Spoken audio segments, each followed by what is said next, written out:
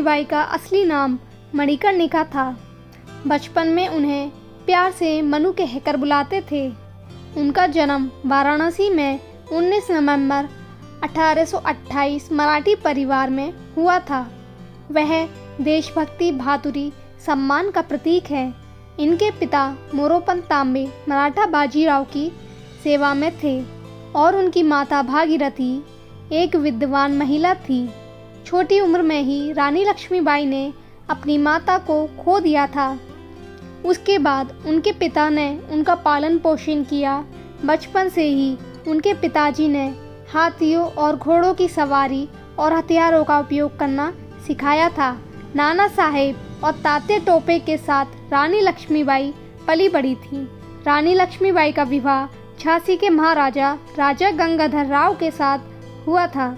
विवाह के बाद मणिकर्णिका का नाम बदलकर लक्ष्मीबाई से जाना जाने लगा। फिर वह झांसी की रानी कहलाईं।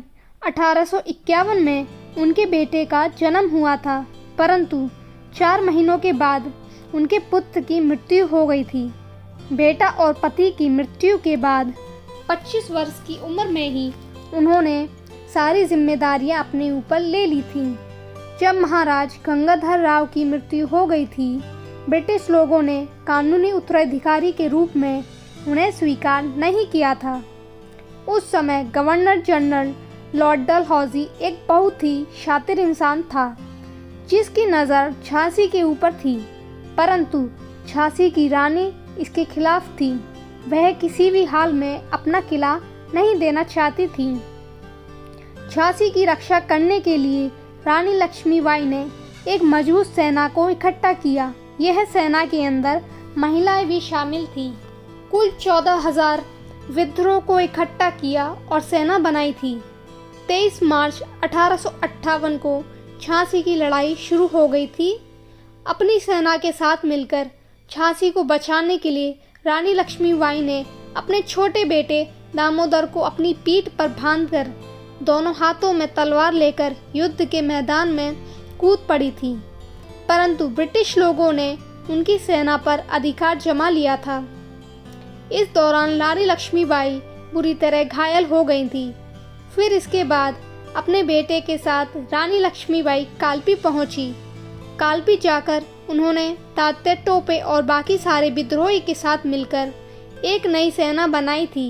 18 जून 1858 को ग्वालियर के पास कोटा के सराय में रानी लक्ष्मीबाई की मृत्यु हुई थी। जब वह घोड़े पर सवार होकर दौड़ रही थी, तभी बीच में एक झरना आई। रानी लक्ष्मीबाई को लगा अगर ये झरना पार कर ली तो कोई उन्हें पकड़ नहीं पाएगा, परंतु जब वह झरना पास पहुंची तभी उनका घोड़ा आगे जाने से मना कर दिया। तभी अचानक पीछे से रानी लक्ष्मीबाई की कमर पर तेजी से राइफल से वार हुआ। फिर वापस अचानक से एक अंग्रेजी सैनिक ने उनके सिर पर तेजी से वार किया, जिसके कारण उनका माथा फट गया था। इसके बावजूद लक्ष्मीबाई ने अपने बाएं हाथ की तलवार से उस अंग्रेज सैनिक पर हमला किया और उसे घायल कर दिया। लेकिन लक्ष्मीबाई के सिर से तेजी से खून बह रहा था, जिसके चलते वह ठीक से देख नहीं पा रही थी और वह घोड़े से नीचे गिर गई। उसके बाद कुछ सैनिक रानी लक्ष्मीबाई को पास वाले मंदिर में लेकर गए। तब उनकी थोड़ी थोड़ी सांसें चालू थी। वह मंदिर के पुजारी को रानी लक्ष्मीबाई ने कहा, मैं अपने पुत्र दामोदर को आपकी देखरेख के लिए छोड़ रही हूँ। इसके बाद उनकी सांस फूलने लगी और उन्होंने अपने आखिरी शब्द कहे, अंग्रेजों को मेरे मरने के बाद भी मेरा शरीर नहीं मिलना चाहिए।